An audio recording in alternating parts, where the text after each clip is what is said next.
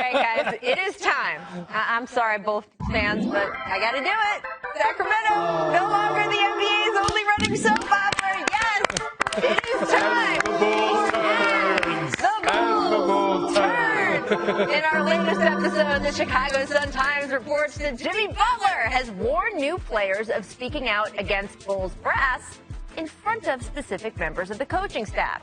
The idea is that Butler would think that assistant coach Randy Brown takes the locker room talk back to Gar Forman and John Paxson. Oh, you guys are bad. And then the team uses that info against players when they want to get rid of them. A source told the Sun-Times, quote, they did it with Luol Deng, they did it with Joakim Noah and Derrick Rose, and that is how they operate.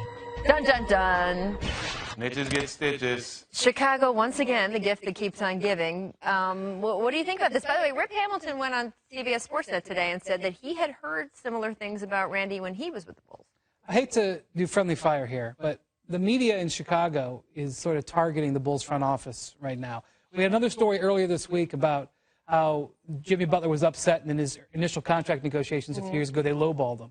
You ever been lowballed in the contract? Yeah. I've been lowballed in the contract. You ever been lowballed in the contract, Rachel? Wow, Brian. Everybody gets, I mean, if you negotiate a contract in the NBA. Personal very quickly. Typically you get lowballed. That's what happens in the NBA. When you negotiate a contract, you get lowballed. That's not unusual. Now this.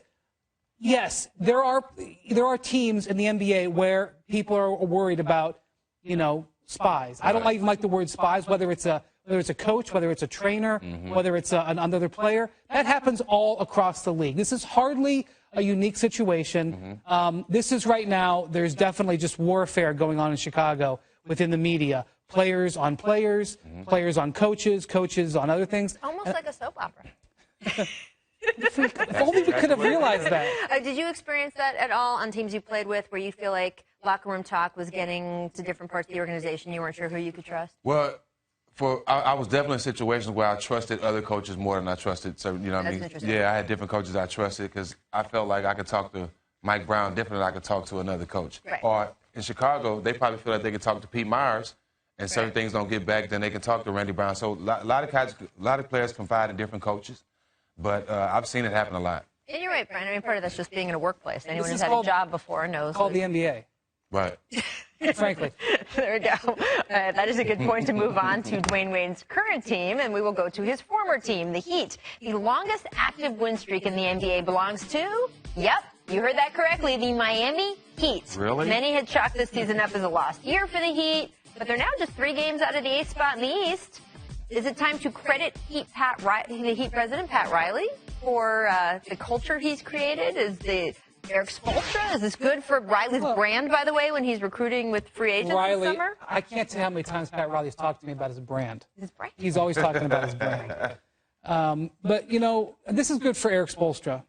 But, the Heat, I will say this, Mickey Arison tweeted something in the last few days where he answered, I think, the kind of concept that the Heat needed to tank. What he's saying here is, we always play to win. That's code for we're not tanking this season. So I think that has value with your fan base, that has value with your players that you're trying to go through, and certainly it just shows how good of a coach Eric Spoelstra is.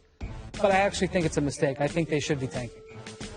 Well, they're playing better, there's no question about that, but that's it. They're not going to win the East, even though they fight for the 8th spot. They're playing good, but there's nothing to talk about. Especially, the Heat got dealt a pretty big blow this year. Right, with Chris Bosh, obviously. Well, Chris Bosh is terrible. That's now a year old almost. But the new CBA is going to make it extremely difficult for the Heat to build the way they have. Players are not going to be able to move in free agency like they have in past. They're not going to necessarily be able to count on getting an Alonzo Mourning. Not that they're going to not be able to. They're not going to want to. Let's be clear about that. Star free agency got a lot more challenging with the new CBA. Right. And that cut off an avenue that the Heat were planning to use. I mean, Stephen, do you think they should have been tanking? Because if they do end up maybe getting the 8th or maybe ending up in 10th, as opposed to them could have been with a top draft pick. I don't think I'm never for tanking. Okay. It disrespects the game, it disrespects the fans, and it says a lot about the guys you have on your team. Maybe it's karma. Maybe they'll jump up in the lottery because they didn't tank. There you go. We had to take a quick break. Earlier today, the Lakers announced that Earvin Magic Johnson will return to the Lakers to assist Jeanie Buss. According to the statement, quote, Johnson's duties will include, but not be limited to, advising ownership on all business and basketball matters, collaborating with coaches, evaluating and mentoring players, assessing future franchise needs, and helping ownership determine, and here, Brian, this is the key phrase, the best path for growth and success of the franchise. Sounds like Jeanie Buss has made a decision to move on from her brother in that role. And Jim Buss and Magic have famously been at cross purposes. What do you think of Magic coming in here? Because he's been critical of the Lakers in the way they've been the past few years. She wants somebody there that cares about the team as much as her dad and her did. I think her brother just filling a role, a family role. Magic cares about the team. He played for the team. I think that's Jeannie's handled this pretty expertly. I mean, she's been amazing, right? And I would say that Jim cares about the team. I just don't know if his execution has been successful. Agreed. But Jeanie has, I mean, it's been masterful every step of the way here. It is not easy if you do want to move on from your own brother who also has an ownership stake. And she's made every chess move correctly. It's really... And Phil Jackson is not involved. Right. This is a Jeanie Buss decision. That's why All it right. don't work. It's time for Make or Miss. Make perspective. Wow. Klay Thompson got fooled by this move from Marco Bellinelli while the Warriors were, hey, they're up 30, What, so what do you want whatever. to not play defense? He's just trying to play defense. Why is he even in the game? You're up $2 million. Well, I mean, if the Warriors did that, Steve Kerr would be taking all these guys out after the first quarter. Miss pivot fee. Check out Kyle Singler here. That is too many steps. Stacks, how do you get away with this? I got something for you, Kyle. Next time, pack your luggage and bring it. Stop traveling. He went on a trip. Need a passport. Dance move. Can we not get rid of the travel police on the internet, guys? So if guys travel in the NBA, we get it. They should call it more. They can't always get it, whatever. All right, before we go, Brian, share with us the news coming out of Milwaukee. Miles Plumlee and a total cash dump for the Bucks traded to the Hornets for Spencer Hawes and Roy Hibbert. What do you think of this? Nothing for nothing. That's your expert analysis? They trade nothing for nothing. Great trade. Stephen, your Golden State Warriors, woo, they just obliterated the Hornets last night. Although, let's be honest, don't miss the headline here, guys. Your real big takeaway here, the continued resurgence of Steph Curry.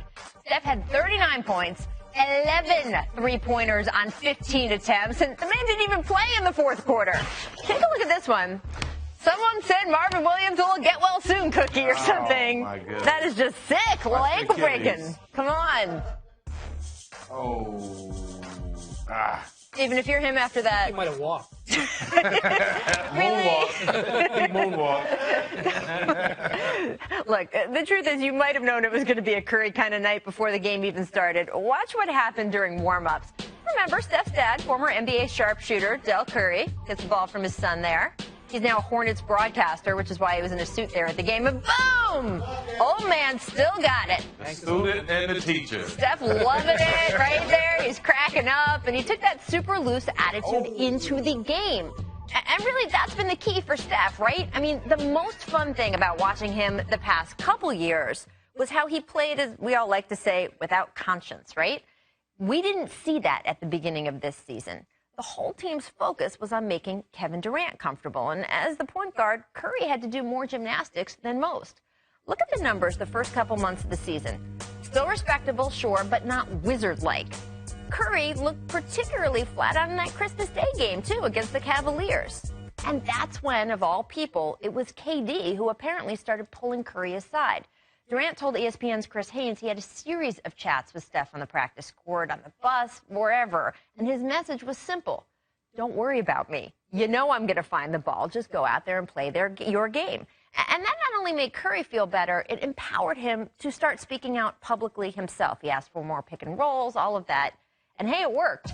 Let's look at all those same stat categories now. Of course, you don't need numbers to know that Curry is back. You can just do it with the eye test. This half-court, halftime buzzer beater against the Clippers from the other night. And it's not just the shot, it's the celebration afterward. For the first couple months of the season, Curry wasn't even trying those shots. Now it's just boom, fairy dust. And don't think that we are the only ones noticing all of this. You want to know why LeBron James has been increasingly agitated, picking at his GM and owner over the past month? Even though the Cavaliers are still comfortably ruling the East, when the Warriors added Kevin Durant, we knew by definition they were going to get more dangerous. But if they have Durant and they have Steph also back in MVP Magic Man form, well, that is deadly. That is the kind of team that steamrolls to a championship. Stacks, if you are the rest of the league, how concerned are you at seeing what Steph has been doing over this past couple weeks? Terrified. He's starting to go into his bag. Durant has been dominant this whole season. He's been playing well. But now you're seeing Steph coming into his MVP play type. It's scary, man. And I don't know if he's lifting weights more now, but he's starting to look bigger and he's starting to look stronger. And the way he's playing right now is scary. It should be scary for everybody in the league. You might go start polishing that trophy because it looks like it's going out to Golden State. I just love how he looks stronger now. He looks bigger. He does. Like he's been lifting weights. Yeah, He's carrying he's a mountain of a man. Look, will you give him that he's carrying himself a little bit differently? I agree, and I think the league has a problem because they look as good right now as they looked last year during the 73 wins, and now they've got superstar insurance. Right. Now go ahead and suspend Draymond. You know, Steph slips in a puddle or Clay tweaks an ankle. Guess what? They have more firepower, and I expected them to have some adjustments. Right. I thought it was going to take the whole year. This is concerning because over the last 3 weeks or so, boy, do they look good, and they've been getting better. Real good. Ooh, man. I mean, we had a long way to go. Experience teaches me just hold on, but wow, they look really awesome. Yeah. All this conversation about sort of Steph as a humble guy. I mean, look, you're not that humble, by the way, when you're taking those shots and celebrating afterward. Maybe humble's the wrong word. He is a careful guy, and he's a considerate guy. And I think that when Kevin came, it was not only being the point guard on the floor trying to help him adjust, but just he wanted to make sure Kevin knew at every opportunity, I'm willing to share the spotlight. I'm here for you. We're teammates. It's not going to be a battle. Whose locker room is this? And then he lost some of his swag in the process of that. Things don't look the same in the Hamptons as they do, in the season, right? But I was impressed that Kevin went to him and sort of gave him, in a way, permission to get it back, well, and that's what you've seen. He's really giving him the same respect that Steph gave him when he came in. Right. I'm going to take a step back, let you get comfortable, let you feel welcomed here, feel part of this team. Now, you're here, you're doing your job. Now it's time for me to come in. We got to get ready for the championship. It's also a reminder, Rachel, that if a team has problems in the middle of the season, like Steph and Steve Kerr had a little back and forth after the Christmas Day game, that can actually lead to good things. Always. They would not be playing this well had they won that game in Cleveland on Christmas Day. Right. Had Steph had a great game that day, this might not have forced its way to happen. And he's getting more shots. He's getting more plays run for him. And, boy, you can just see his shoulders. Might be getting better. That's what it all is, right? Now, as we noted there, the Cavaliers also noticing this. They are motivated to make some changes, and obviously they would have been anyway. They have an open roster spot right now. Mark Stein and Ramona Shelburne reporting they are still having conversations about acquiring Knicks forward Carmelo Anthony, but the holdup is that Cleveland does not want to give up Kevin Love in the deal. New York also reportedly talking to Boston and the Clippers, because those are the teams, the three, that's where they think he's going to waive his no-trade clause for. But, Stacks, how smart is it for the Cavs to resist trading Love for Melo? Me personally, even though they won the championship with him, I still take Melo over Kevin Love. Really? Yeah, for the simple fact that you're looking for somebody that can come in and take the pressure off. I think Kevin Love has really played well off LeBron and off Kyrie. I don't think he's one of those guys you can give the ball to and he'll make a lot of plays. I think if you're looking for a playmaker, Melo's more of a playmaker. Now, I think Love brings more to the team. Melo's not a great defender. He's not a better rebounder as Kevin Love. But if you want a guy to come in and make plays, Melo's your guy. And age difference, too, there. If the Cavs trade Kevin Love, and they might trade him this month, they might trade him this summer, I'm going to tell you it's not going to be for Carmelo Anthony. And it's not going to be, if Carmelo's in the deal, it won't be straight up. They cannot do that deal. That's a slam down the phone type of situation. Love is younger. Love has a better contract. Love is more productive. Honestly, the numbers say Love is a better defender. This doesn't make any sense. But I will say, if you're the Knicks, out of all the options you have, and there ain't many, getting Love is the best option. So if I were them, I would pursue every last opportunity. And just throw more and more into the deal? I would just hope that they wouldn't have a Stack moment here where he would say, Love for Melo, man.